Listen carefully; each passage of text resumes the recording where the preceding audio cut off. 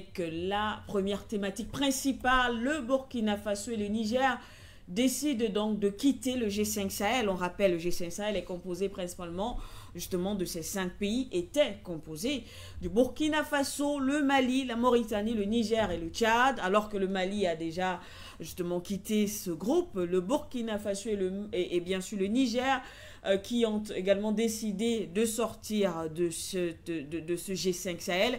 Il ne reste plus que la Mauritanie et le Tchad. Alors, quelles conséquences ont sorti justement après la sortie de ces 3 pays? Peut-on encore parler du G5 Sahel? Qu'en sera-t-il de la lutte contre le terrorisme dans cette zone? Le rôle de la France, car on le sait, la France est un partenaire du G5 Sahel. Peut-être avant de passer la parole à nos invités, ce communiqué Nguéné. Oui, le communiqué conjoint numéro 001 du Burkina Faso et de la République du Niger avec le concours de la réalisation tout au long de la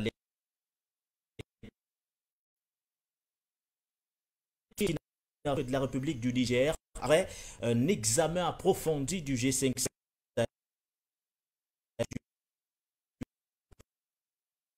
du retrait du Burkina Faso et du Niger de l'ensemble et organes du G5 Sahel, y compris la force conjointe pour compter justement le 29 novembre 2023. Créé le 19 décembre 2014 par le Burkina Faso, la Mauritanie, le Niger et le Tchad, le G5 Sahel entendait mutualiser les capacités et les faire du Sahel un espace de sécurité et de développement. Cependant, force est de constater qu'après les 9 ans d'existence, l'organisation peine à atteindre ses objectifs. Pire, les ambitions légitimes de nos États à faire de l'espace du G5 Sahel une zone de sécurité et de développement sont contrariées par des lourdeurs institutionnelles, des pesanteurs d'un autre âge qui achèvent de nous convaincre d'ailleurs que la voie de l'indépendance et de la dignité sur laquelle nous sommes aujourd'hui engagés est contraire à la participation au G5 Sahel dans sa forme actuelle, dans l'entendement commun de nos 2 États. Le G5 Sahel ne saurait servir les intérêts étrangers au détriment de ceux du peuple du Sahel, encore moins accepter le diktat de quelque puissance que ce soit au nom d'un partenariat dévoyé et infantilisant qui nie le droit à la souveraineté de nos peuples et de nos États. C'est donc en toute lucidité que le Burkina Faso et la République Niger ont pris la responsabilité historique de se retirer de cette organisation. Le gouvernement de transition du Burkina Faso et de la République du Niger, profondément attaché à la réalisation d'une paix durable dans l'espace sahélien, demeure convaincu de la nécessité d'un engagement solidaire de nos États dans la lutte contre le terrorisme et la criminalité transfrontalière ainsi que pour le développement. La suite d'ailleurs du communiqué à l'instant.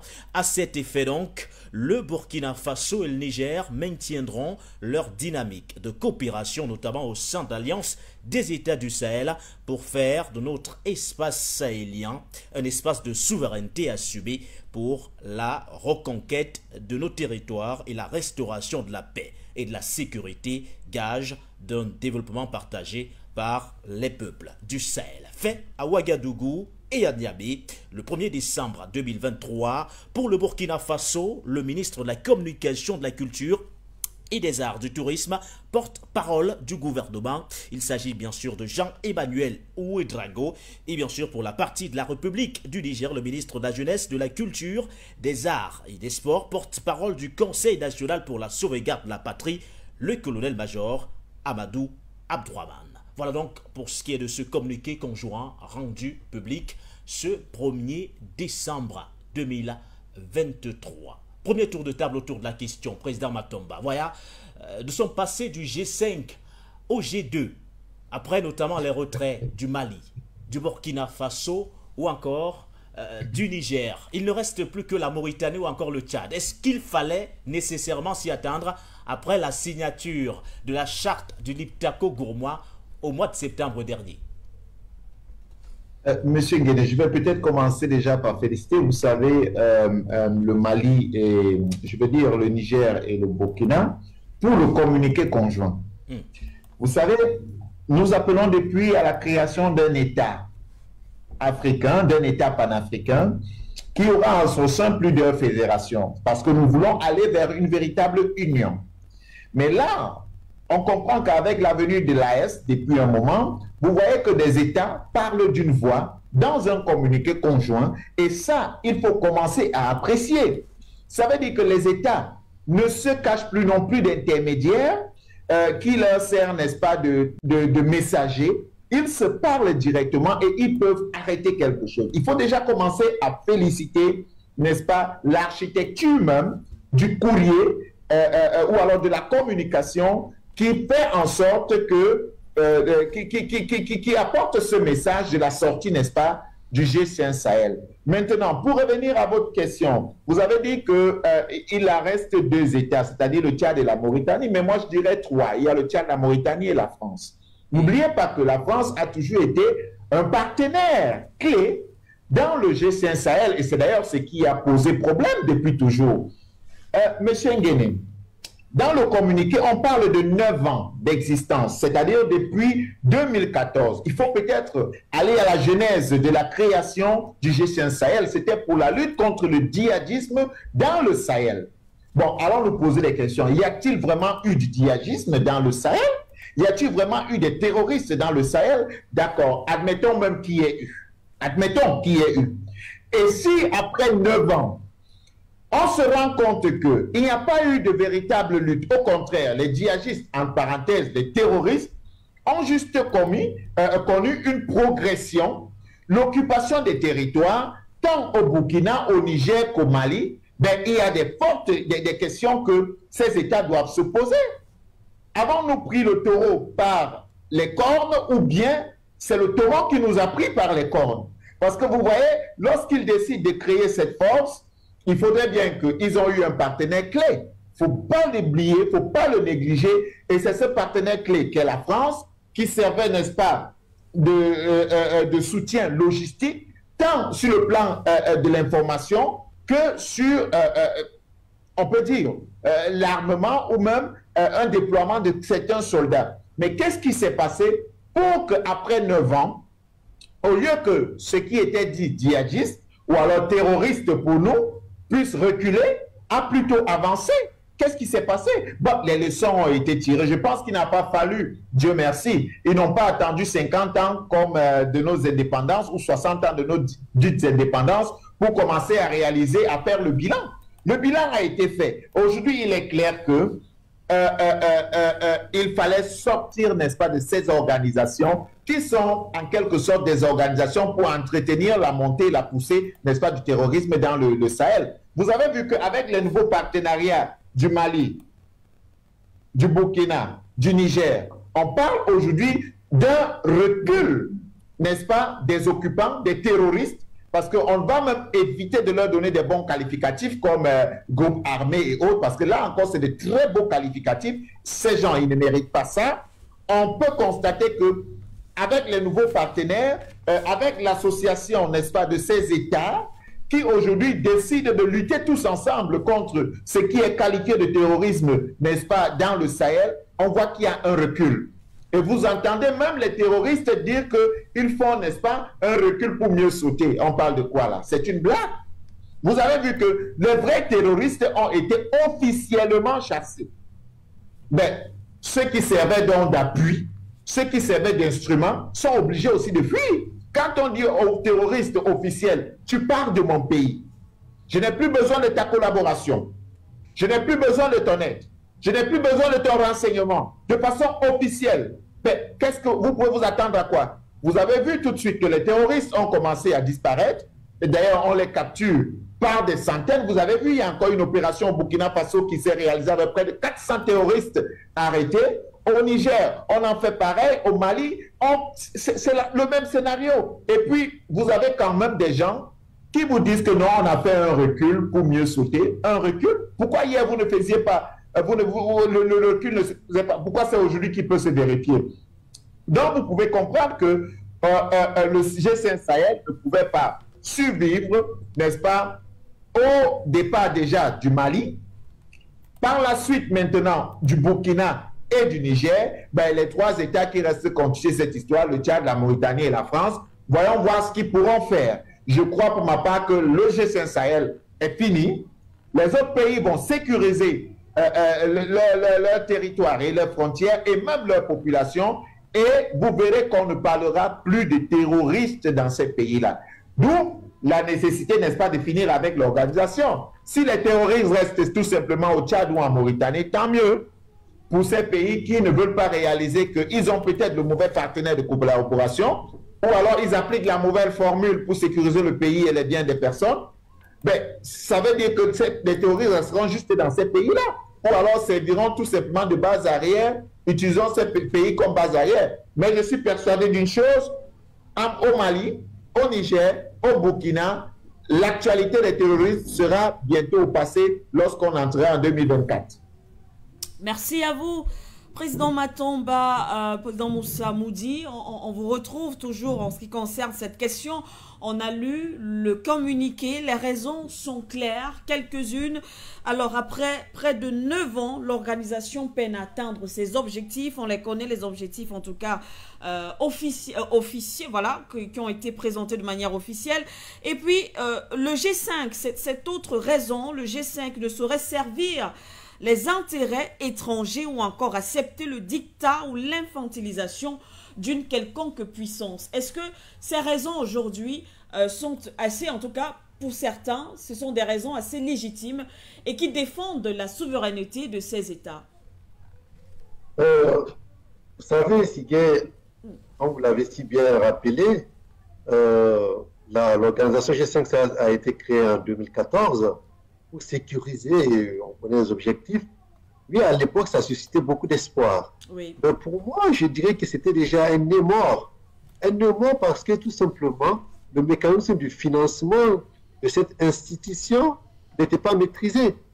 Oui. Et on a souvenance que lorsque la guerre de l'Ukraine avait démarré, certains acteurs du G5 Sahel se sont ameutés contre la communauté internationale en disant « mais on ne comprend pas, nous ça fait des années, on vous martèle, on vous demande des fonds pour pouvoir combattre les terroristes, vous avez refusé de nous mettre à disposition ces fonds-là, mais quand il s'agit de l'Ukraine, vous avez déversé des milliards sans réfléchir automatiquement. » Donc, du coup, pour moi, c'était déjà une organisation qui était morte avant même qu'elle soit née. Parce qu'en amont, on n'avait pas pensé comment on va financer, ou bien nos États n'ont pas pris conscience qu'il fallait qu'ils créent les conditions et les mécanismes de s'autofinancer sans compter sur les autres pour qu'ils puissent atteindre leurs objectifs. 9 ans, vous l'avez dit. 9 ans après sa création, l'insécurité ne fait que s'accentuer. Oui. Et il faut se poser les bonnes questions. Il faut tout simplement, on ne parle plus de djihadisme. Ce ne sont pas des djihadistes, ce sont des bandits, ce sont des voyous. Et cela se justifie par la pauvreté. Parce qu'il y a une corrélation claire qui est là entre l'insécurité et la pauvreté. Quelqu'un qui est là-bas dans sa petite case n'a pas de quoi manger, de quoi boire. Quelle que soit la personne qui viendra le démarcher pour lui dire je te donne de l'argent, je te donne à manger ou à boire pour aller tuer tes frères ou aller attaquer, ils vont le faire. Donc le G5 Sahel, dès le départ, ils ont mal calculé, ou peut-être que ceux qui l'ont initié se sont laissés tromper par leurs partenaires, c'est aussi possible. Et surtout quand on sait que nos différents partenaires qui sont censés ou qui ont accompagné cette initiative-là ne se sont pas impliqués corps et âme pour pouvoir vraiment régler ce problème de terrorisme-là. Donc moi aujourd'hui d'ailleurs, je suis d'avis pour qu'on ne parle plus de terrorisme, on parle juste de c'est des bandits, c'est des voyous, et ces voyous-là, on doit les traiter comme tels. Et la décision de quitter la G5 Sahel, une institution qui n'a jamais existé pour moi, comme je l'ai dit, oui, elle ne peut qu'être salutaire. Ça veut dire que nos États se sont rendus compte de la réalité des choses et se sont réveillés enfin pour pouvoir prendre en main leur destinée et prendre en main la sécurité de leur pays respectifs et aussi de leur territoire. Parce qu'il faut le dire clairement.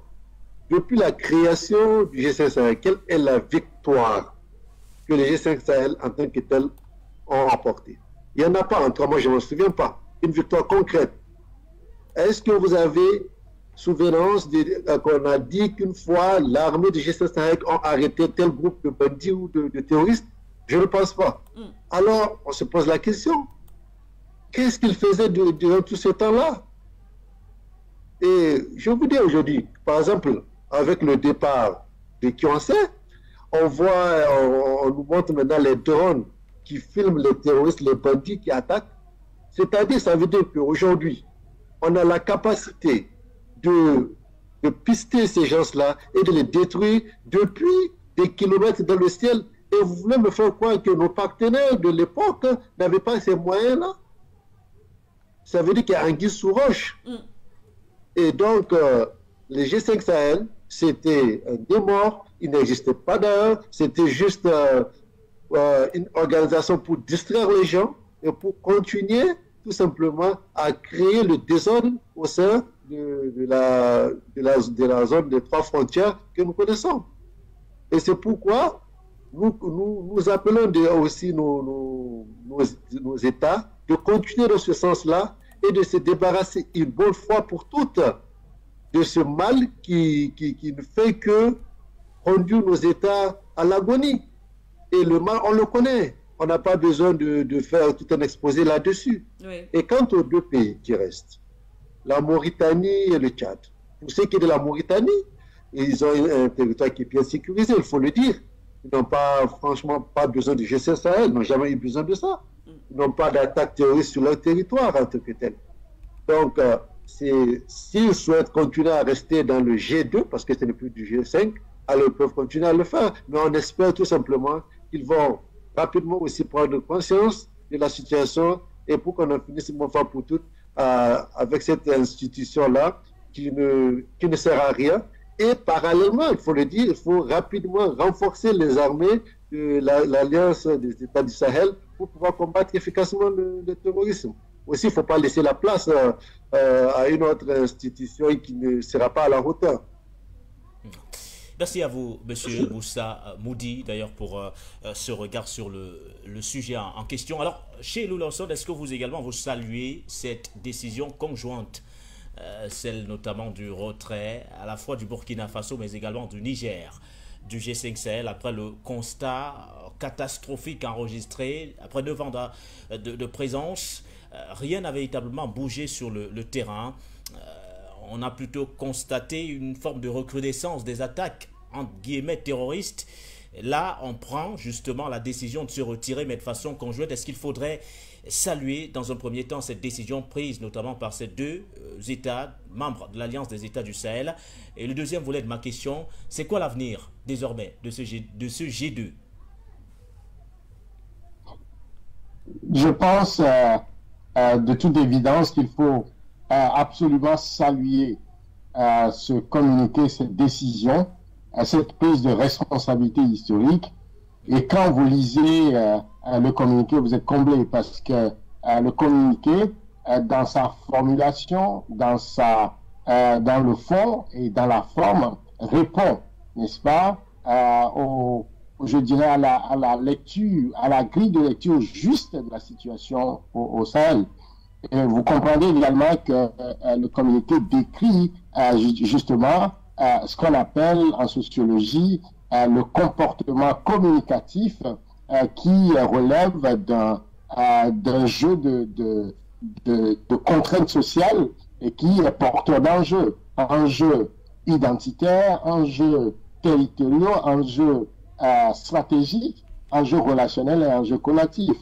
Voyez-vous, il faut saluer donc cette décision parce que cette décision non seulement pose la question fondamentale du bilan, un bilan chaotique, un bilan qui n'est pas justement à la hauteur des attentes sur le plan humain, sur le plan tactique et sur le plan même de la capacité opérationnelle. Un communiqué qui pose également, je dirais, l'architecture même qui va aller jusqu'au renversement idéologique de l'architecture qui a amené cette opération de G5 Sahel. Voyez-vous, il reste aujourd'hui dans ce regroupement que 2 pays, vous l'avez évoqué, la Mauritanie et le Tchad. Vous aurez pu remarquer que la Mauritanie a établi un accord avec l'OTAN récemment. Le Tchad est dans une forme de zone assez floue, avec le départ, en tout cas, départ annoncé de la base, la transhumance des militaires qui ont été chassés du Niger et qui, on ne sait pas si ils sont partis ou ils sont toujours au Tchad. On annonce l'arrivée des Hongrois pour pouvoir empêcher les Africains de circuler sur leur propre continent au risque d'envahir l'Europe. Donc on nous envoie des racistes. Tout ça est en porte-à-faux avec l'AES, la volonté, n'est-ce pas, des Africains d'aller vers la rupture avec la France-Afrique, la rupture avec ce schéma France-africain de s'accaparer du Sahel compte tenu justement de ses richesses. Donc nous sommes là au cœur de l'enjeu où il y a une responsabilité historique qui a été prise d'aller vers la rupture, de changer les paradigmes, n'est-ce pas, de cette forme de prédation à laquelle se soumet parfois volontairement les chefs d'État africains lorsqu'on leur présente ces plans de manipulation, ces plans même qui va jusqu'à questionner l'intelligence même des Africains qui participent à ce jeu. Je rappelle quand même que c'est le 2 juillet 2017 au Mali qu'il y a eu cette réunion à Bamako pour annoncer le G5 Sahel avec un budget de 423 millions d'euros. Et pour lutter contre, dit-on, le djihadisme, nous savons que la question du Sahel n'a rien à voir avec le djihadisme. Le djihadisme, même le thème est à polémique, puisque le djihadisme, dans l'islam, ce n'est pas ce qui se passe du tout au Sahel, et que c'est des terroristes, c'est des narcotrafiquants, c'est des bandits de grands chemins que l'Occident instrumentalise pour affaiblir les États africains. Et quand on parle de djihadisme, on va aller convoquer un imaginaire religieux pour créer des conflits entre les populations, alors que tout le Sahel, en tout cas la majorité des États sahéliens sont des États musulmans. Donc voilà un peu comment on crée des difficultés à partir de nowhere, à partir du néant, pour pouvoir entretenir le conflit et utiliser ce conflit comme moteur, n'est-ce pas, de cette forme de la théorie du chaos pour pouvoir mettre base sur les richesses du continent. Alors, à cette réunion, il faut, en termes de bilan, quand même, revenir sur ceux qui ont participé à cette réunion, et la plupart ne sont pas là aujourd'hui. Il y a eu le président Boubacar Keïta, on voit aujourd'hui qu'il n'est plus là, Idriss Itno Déby, le papa de Kaka Déby, qui n'est pas aujourd'hui en vie. Il y a eu Roch Kaboré, qui n'est plus là aujourd'hui. Mohamed Issifou du Niger également, qui n'est plus là. Je pense que dans la liste, il reste que Mohamed Ould Abdelaziz de la Mauritanie. Donc, les protagonistes même qui ont monté ce plan ne sont plus aux affaires aujourd'hui. Il reste donc leur maître à penser, le président Macron.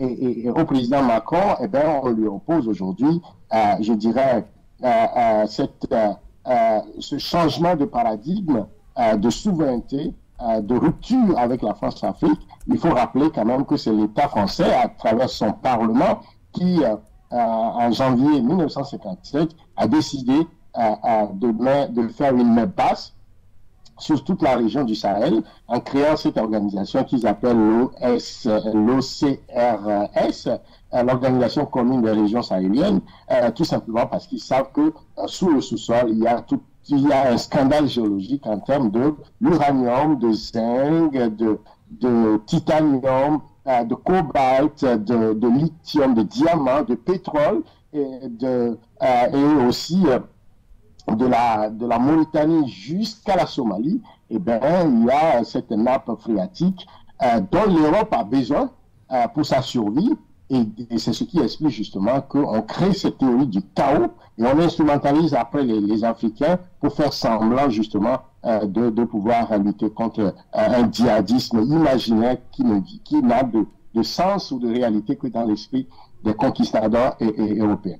Il faut terminer cette analyse avec un parallélisme avec la guerre en Ukraine. Aujourd'hui, on évalue à plus de 42,6 milliards l'argent qui a été mobilisé pour l'Ukraine, alors que quand il s'agit de G5 Sahel, on parle de 423 millions d'euros, et sur les 423 millions d'euros, à peine 100 millions ont été mobilisés, et donc il y a un déficit de 300 millions.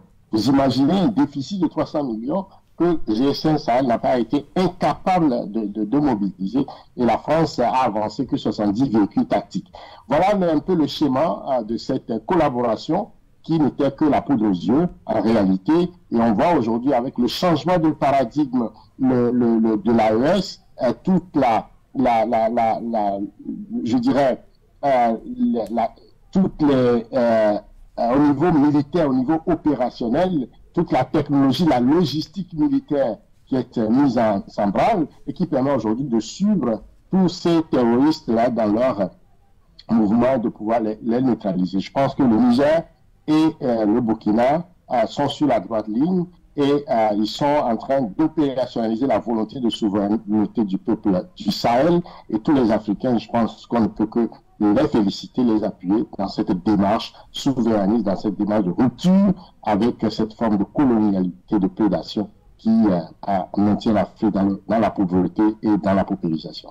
Merci à vous, Tcheilou. Effectivement, vous l'avez si bien dit, ces pays-là qui, depuis un moment déjà, continuent, alors commencent à enregistrer de victoires en ce qui concerne la lutte contre le terrorisme. Dernier en date, on a vu du côté du Burkina Faso avec justement cette neutralisation des terroristes du côté de dans la ville de Djibo, voilà, et aussi au Mali par exemple, où la ville de Kidal a été bien sûr récupérée. Alors, président Matomba, avec le départ des militaires au Mali, les militaires français bien sûr, au Mali, Burkina Faso, Niger, on le disait déjà, la France a perdu dans ces pays-là, en tout cas sa puissance ou alors son pouvoir dans ces pays-là, mais elle existe encore d'une certaine façon parce qu'elle est un partenaire stratégique du G5 Sahel. On a vu d'ailleurs la France à un moment donné convoquer des sommets, des rencontres du G5 Sahel de ce côté-là. On a vu les dirigeants africains se déplacer, aller en France pour discuter autour de ces questions. Aujourd'hui, il est clair et certain justement avec ce retrait, la France a décidément tout perdu finalement.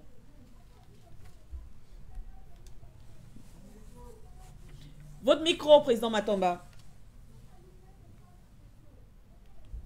Oui, il faut dire que ce sont des signes qui étaient prévisibles. Vous savez, comme j'aime le dire, le bilan très vite fait, les pays membres du G5 Sahel, en l'occurrence, du moins pour les trois autres pays, le Niger, le Mali et le Burkina, ont vite fait le bilan et ont compris que la France était un très mauvais partenaire.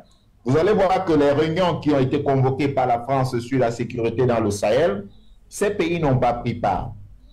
C'est clair que la présence française dans cette force, ou alors l'idée même de la création de cette force, était l'idée d'entretenir, si vous voulez, des zones de turbulence, des zones qui ont, n'est-ce pas, en leur sein plusieurs ressources, parce qu'il faut le savoir, il y a plusieurs manières de coopérer ou d'intégrer, n'est-ce pas, un pays, ou encore de piller, n'est-ce pas, un pays. Vous pouvez le faire par voie diplomatique, c'est-à-dire utiliser des hommes qui sont acquis à votre cause, c'est d'ailleurs ce que la France a toujours fait, maintenir ces hommes au pouvoir, signer des contrats dont seul le président et ceux qui signent les contrats savent ce qui est en dessous, c'est-à-dire il y a une très mauvaise évaluation des ressources, une très mauvaise évaluation des quantités. Et on vous dit le plus souvent que c'est quand on finit de vendre qu'on détermine la quantité de ce qui est sorti dans le sol.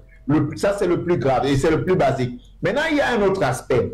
C'est l'aspect, n'est-ce pas, de l'entrée par la violence ou par les maladies. Parce que, vous savez, j'ai participé malheureusement ou heureusement en 2010, je crois, 2010, à une étude où, et c'était justement une étude française, du ministère de la Défense française, qui essayait de savoir, qui anticipait déjà sur ces relations entre l'Afrique et la France. Alors, dans le questionnaire qui avait été soumis à plusieurs Africains, parmi lesquels moi, parce que j'ai eu la chance à l'époque d'être en contact avec certaines personnes qui m'ont un jour envoyé un questionnaire en me disant « Ah, monsieur Matomba, on veut votre avis. » Et ça va vous surprendre. La France, le ministère de la Défense essayait de comprendre les nouvelles méthodes d'approche que la France pourrait avoir pour, n'est-ce pas, être économiquement fort et implanté en Afrique.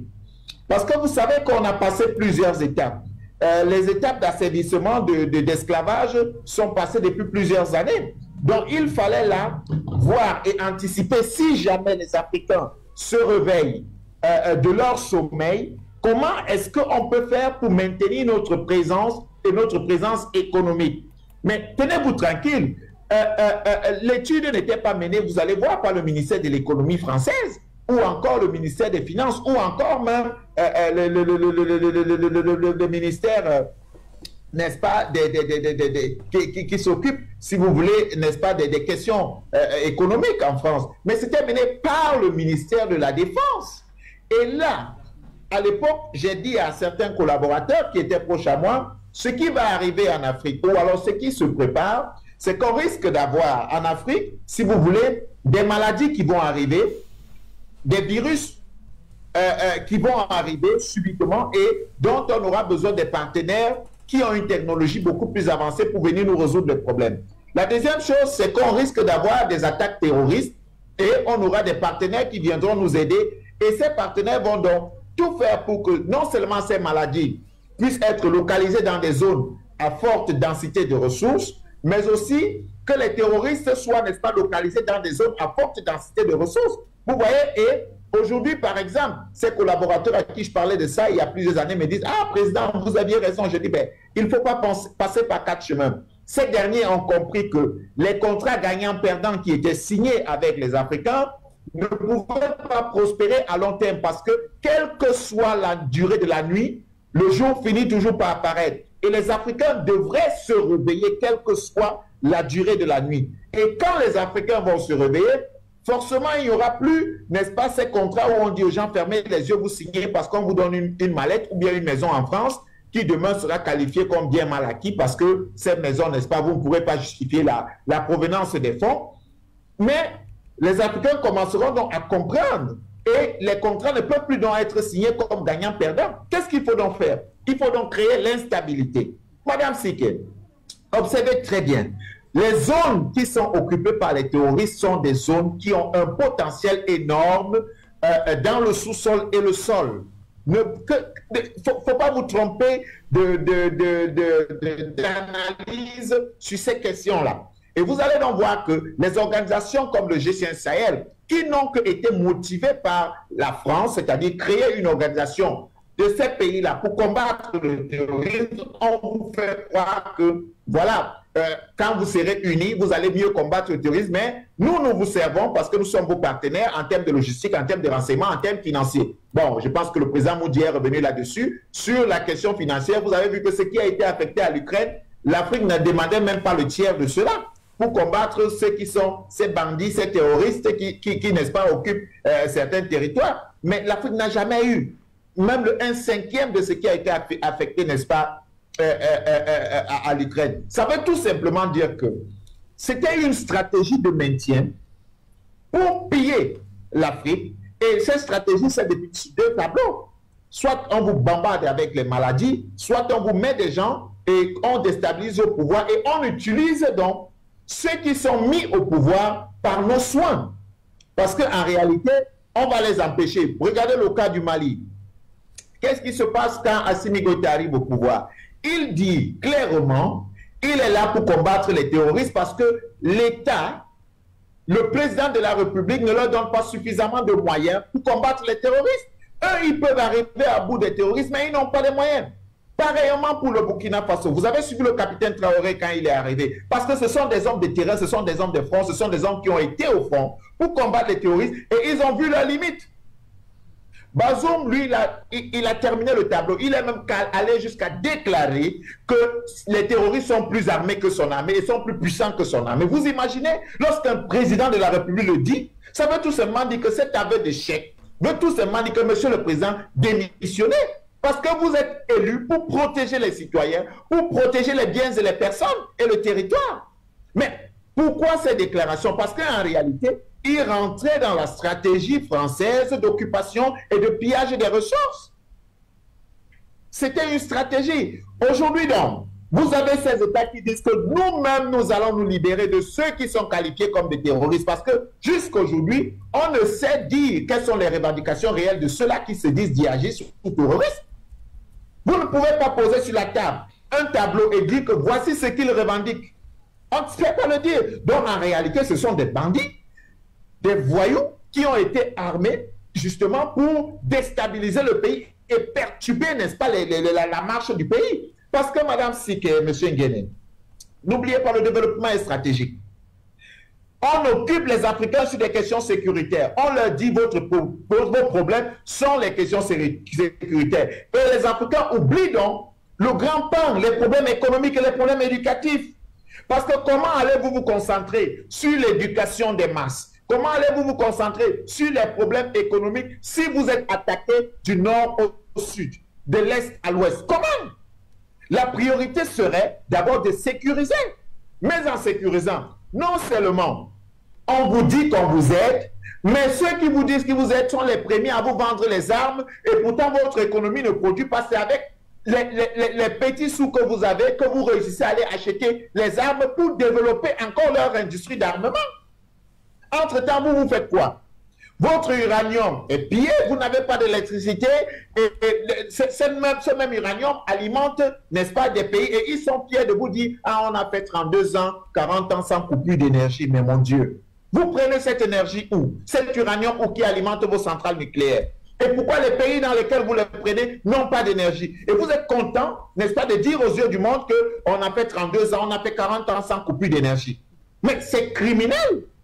Bon, il n'y a pas une cour où on puisse traduire ces gens parce que la CPI, vous savez, c'est un tribunal qui est fait pour les Africains avec quelques Asiatiques là ou quelques gars de l'Europe de l'Est là qui ne sont pas de l'Union européenne. La CPI est faite pour cela, malheureusement. Peut-être faudrait-il qu'on réussisse au niveau africain à créer des méthodes et des moyens pour désormais récupérer ces derniers et qu'ils viennent purger leur peine ici. Vous avez vu la plainte contre le Drian, elle a prospéré, celle déposée par le Mali. Le Drian est un homme recherché et il a même un mandat d'arrêt au niveau du Mali. Qu'est-ce que la France a fait? Est-ce que la France elle nous dira qu'elle n'extrade pas ses citoyens dans un pays comme le Mali? D'accord, il pourrait au moins aller répondre. Imaginez l'inverse qui se produisait. Si c'était un Malien qui était recherché en France, qu'est-ce qui allait se produire? Donc, il y a ces dirigeants qui rentrent dans la stratégie qui aujourd'hui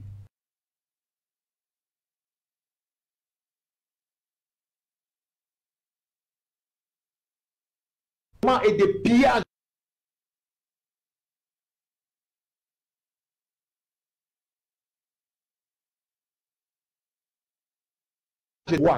si on va les appeler comme ça, les pays de l'AS, excusez-moi, le terme G même me revient, et pourtant je ne dois pas l'utiliser, les pays de l'AS qui démontrent que seuls déjà, ils peuvent arriver à bout des terroristes. Regardez en combien de temps Kidal a été repris. Vous voyez en combien de temps? Donc, il ne faut pas se poser trop de questions. Maintenant, ce qu'on doit faire, c'est tout faire pour qu'on protège nos citoyens de part et d'autre, du nord au sud, de l'est à l'ouest, et qu'on s'assure que ces derniers ne reviendront pas avec des maladies. Parce que là encore, ils peuvent voir qu'ils ont échoué avec les armées. Maintenant, ils décident de nous bombarder des virus, sachant que nous n'avons pas des méthodes, n'est-ce pas, pour contrer cela. Et c'est à ce niveau que nous devons aussi investir dans nos laboratoires pour développer notre médecine locale, traditionnelle, la mettre beaucoup plus en valeur, parce qu'après tout, ce qui est fait dans la médecine moderne, c'est l'utilisation des composantes des produits africains. L'histoire ils ont un beau mot là qu'on utilise ces temps-ci, et c'est d'ailleurs pour ça qu'ils sont à Dubaï là, protection de l'environnement et autres. Savez-vous combien de nos forêts sont privatisées pour les médicaments uniquement? On vous dit non, on va vous donner de l'argent ils ont un mot là, éco quoi, machin truc là.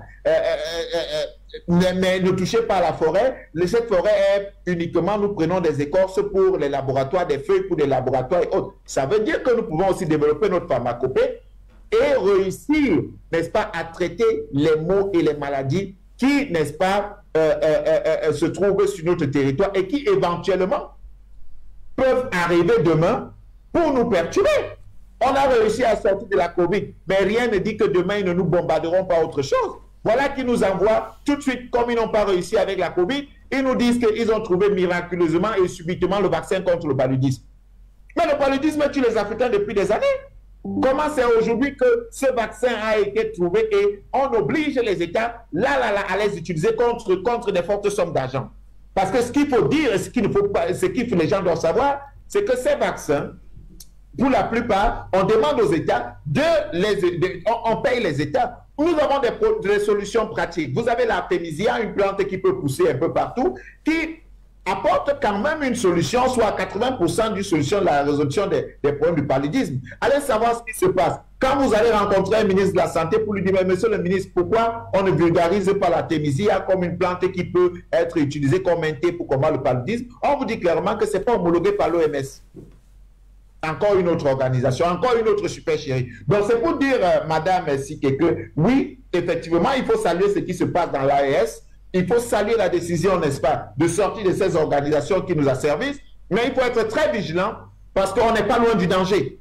Le danger, il est là, il rôde, parce que l'Afrique est le lieu par excellence qui sert d'enrichissement aux Occidentaux. Alors, comment faire en sorte que cet enrichissement soit purement et simplement utilisé par les Africains et pour les Africains? Là est tout le débat et c'est sur ces questions que nous devons travailler.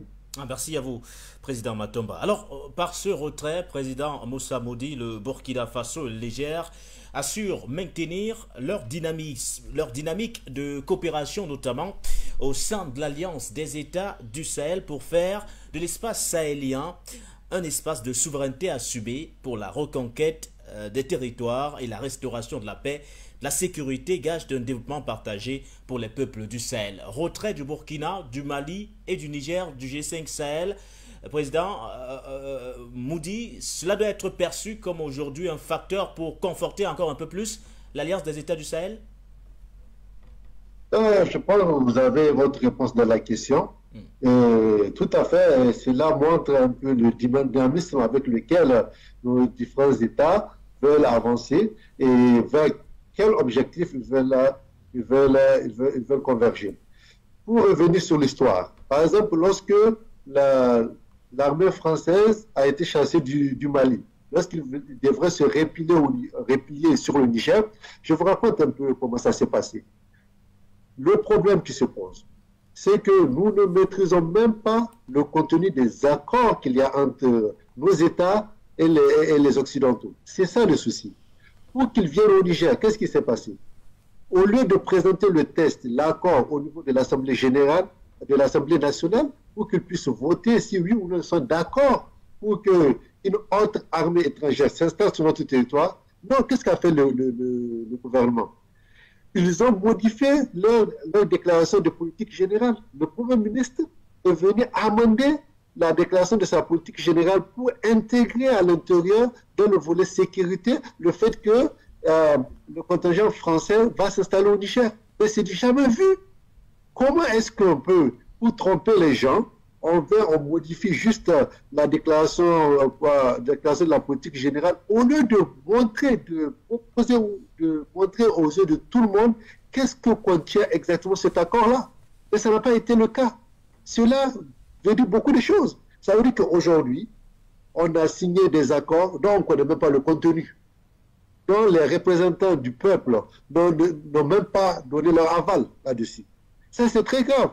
Ça montre un peu la tricherie qui est en train d'être faite par rapport à ces questions-là. Mieux encore, le problème des 400 millions dont le G5 avait besoin pour fonctionner correctement, ça a été la signature a été refusée par l'ONU, tout simplement parce qu'ils avaient un autre agenda qu'aujourd'hui nous sommes en train de découvrir.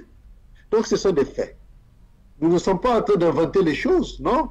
Ou en train de rentrer dans la théorie du complot, de ceci, cela. Non, c'est des faits. On ne fait que dire des faits. Les faits sont clairs. Jusqu'à présent, la lutte contre ces bandits ou ces djihadistes, ou appelez-le comme vous voulez, ne marche pas, n'ont pas marché. Les partenaires que nous avions, en tout cas, ils ont montré leurs limites. Donc, il faut changer de stratégie, il faut faire les choses autrement, il faut avancer différemment. Et le fait que les membres de l'AES créent entre eux déjà une force conjointe et qui créent un mécanisme d'entraide de solidarité entre ces différents pays pour combattre ces bandits, parce que moi, je n'aime pas dire les djihadistes ou les terroristes, parce qu'ils ce ne sont pas des djihadistes, ce ne sont pas des terroristes. Parce que tout simplement, si c'est des djihadistes ou des terroristes, quelle est leur revendication? Oui, parce que s'il y a un conflit, il y a une revendication. Quelle est cette revendication? Il n'y en a pas, il n'y a rien. Il n'y a pas de contenu dans ce qu'ils sont en train de faire. C'est juste il n'y a rien. Du coup, nous le disons encore une fois de plus, les États du Sahel, notamment le Niger, le Burkina, le Mali, doivent continuer à converger ensemble, à aider leurs efforts, parce qu'ensemble, on est plus fort. Et du moment où chacun a compris le jeu des uns et des autres, et par rapport à cela, on va prendre les décisions et les actions qui s'imposent pour que les choses puissent avancer correctement. Merci à vous, Président Moudi.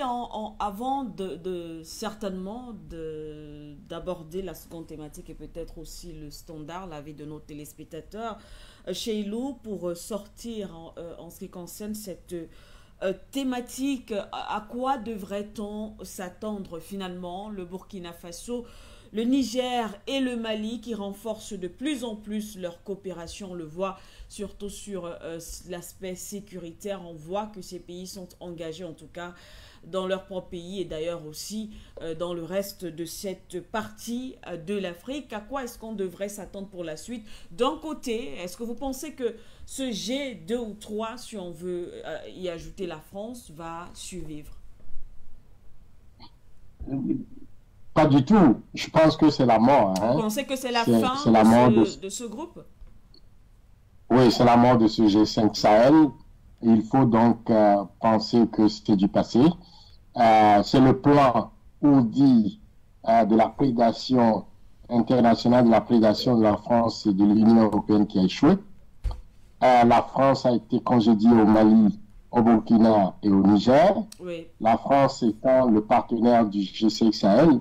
Et donc, on voit mal comment elle pourrait encore continuer à soutenir justement cette organisation dont la mort, dont l'âge de décès a été célébré par ce communiqué du Niger et du Burkina Faso. Il me semble que il y a un nouveau leadership aujourd'hui, la volonté politique, un changement de paradigme. Voyez-vous, avec ces nouveaux leaders, Assimi Goïta, Ibrahim Traoré et le général Tiani, qui portent sur cette volonté souverainiste de l'Afrique qui veut tourner la page de 70 ans de néocolonialisme, d'impérialisme, pour prendre dans ses propres mains le destin de l'Afrique. Et donc, cette nouvelle orientation, ce nouveau paradigme est confronté face à l'ancien système, à l'ancien, je dirais, domination qui est portée aujourd'hui par le Tchad d'une certaine façon et la Mauritanie avec cet accord qu'ils ont signé avec l'OTAN. Donc ces deux logiques vont s'affronter, et il me semble qu'avec la volonté des Africains, le soutien de tout le peuple africain, du panafricanisme, eh bien, cette nouvelle, je dirais, orientation va pouvoir prendre le pas sur cette volonté face africaine de maintenir les Africains dans le sous-développement et dans la pauvreté. Nous sommes en train de tourner la page de cette forme de colonialité que je désigne comme l'articulation planétaire d'un système de pouvoir occidental qui a survécu malheureusement au colonialisme, mais qui essaie d'instrumentaliser l'infériorisation des lieux. Donc, quand vous voyez l'Europe, vous voyez le Sahel. Donc, le Sahel est mis dans cette dimension d'infériorisation et aussi des groupes humains, parce qu'on considère les Africains comme un peu dans une forme de racisme instrumentalisé pour soutenir l'économie du capitalisme. Donc, nous sommes dans un jeu d'infériorisation des lieux, des goûts humains, des savoirs, des subjectivités non occidentales et surtout de l'exploitation des ressources et des forces vives. C'est de ça la logique de la France, la logique des Occidentaux. Donc, nous sommes dans une forme de rupture par rapport à cela et c'est de bonne guerre parce que tant que les Africains ne se leveront pas sur leurs pieds, ne prendront pas leur destinée en main, eh bien, nous serons toujours dans cette forme d'exploitation qui a pris différentes formes, l'esclavage, ensuite la colonisation, l'exploitation des colonies, et enfin la néocolonisation. Mais après toutes ces années d'exploitation des Africains, je pense que l'Afrique peut relever la tête avec un leadership fort, une volonté politique, le soutien des peuples mobilisés avec comme paradigme le souverainisme et aussi ce plan de développement qui s'appuie justement sur la rupture avec les accords léonins, les entreprises à valeur ajoutée, donc de transformation sur place et la rupture avec les monnaies nazies comme le franc CFA pour donner un avenir, un horizon de dépassement aux Africains. C'est de ça qu'il s'agit aujourd'hui et ça prend un leadership fort. Et je pense que l'AES est en train d'amorcer le pas. Il faut renforcer cette capacité, renforcer cette énergie ensemble pour pouvoir écrire de nouvelles pages de l'Afrique. Cette nouvelle page qui va reprendre en tout cas ce passé glorieux que l'Afrique a eu. Il faut rappeler que c'est l'Égypte antique qui a donné à l'humanité tous les éléments de la civilisation. Et donc l'Afrique est grande, l'Afrique digne, l'Afrique riche, l'Afrique développée. Eh bien, il faut reprendre ces fondements structurants pour permettre justement de relancer l'Afrique dans sa nouvelle dimension. Comprenons-nous, l'Afrique aujourd'hui, c'est 1,4 milliard de personnes. Et en 2050, on projette 2,4 milliards. Donc l'avenir sur le plan démographique, c'est l'Afrique. L'avenir sur le plan énergétique pour toute l'économie décarbonée, c'est l'Afrique. L'avenir en termes de la nouvelle monnaie, la nouvelle économie, de l'économie, je dirais, qui va soutenir le développement multipolaire, c'est l'Afrique, puisque l'or est en Afrique. L'avenir de la défense, c'est l'Afrique, puisque l'uranium du Niger peut donc soutenir des centrales nucléaires, le développement justement de l'arme nucléaire pour protéger le continent. Et donc nous avons tous les outils, n'est-ce pas, au niveau africain. Il s'agit donc d'avoir un cap, un leadership, être conséquent, être déterminé et mobiliser les énergies endogènes pour pouvoir arriver à relever ce défi. Et de ça, nous le croyons fermement et c'est ce qui se décline sous forme idéologique comme le panafricanisme. Merci à vous, Monsieur Che Elo Lawson. Et voilà donc qui referme totalement cette page consacrée au retrait du Niger et du Burkina Faso du G5 Sahel. On aura l'occasion d'en parler certainement lors des prochaines émissions, dans le cadre bien sûr d'autres éditions d'informations sur nos antennes. Mais pour l'heure... N'oubliez surtout pas de vous abonner et d'activer la cloche de notification pour ne rater aucune de nos prochaines vidéos.